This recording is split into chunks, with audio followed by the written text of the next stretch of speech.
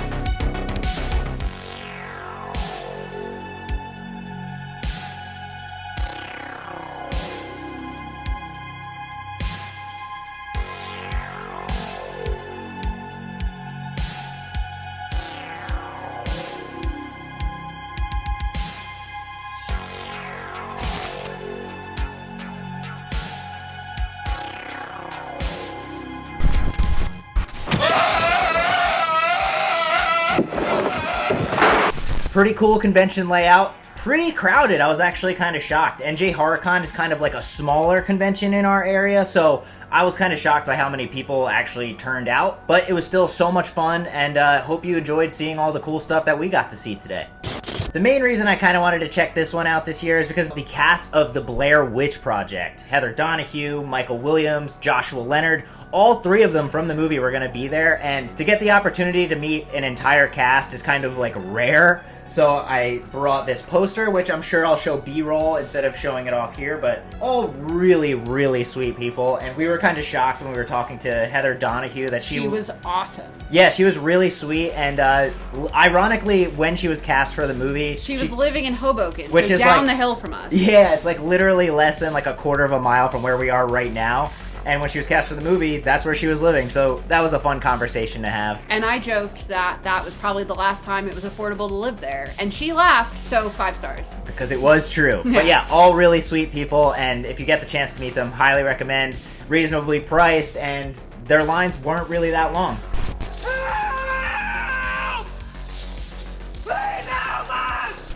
So a big one that I didn't see on the list at first was James DeBello, who we have tried so many times to meet at previous other conventions, and anytime we would go, we would typically go to conventions on Sundays and would miss him. He'd leave early, but not this time. We had him sign like a cool moment from Detroit Rock City, because he didn't have like any like 11 by 17s or posters on his table, but still, love trip in Detroit Rock City. Shrooms, man. Shrooms.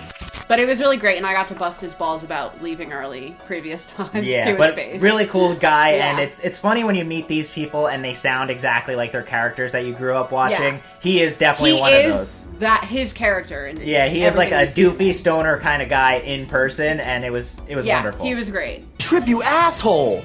What? Man, you spilled the ball water all over the bed!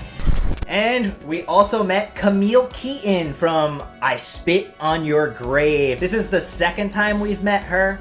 Last time I had her sign like a silly little 8x10, but since then I've acquired this Wizard Video like reproduction of the original VHS tape, and I thought it would be awesome to meet her again and have her sign it, which is what I did here.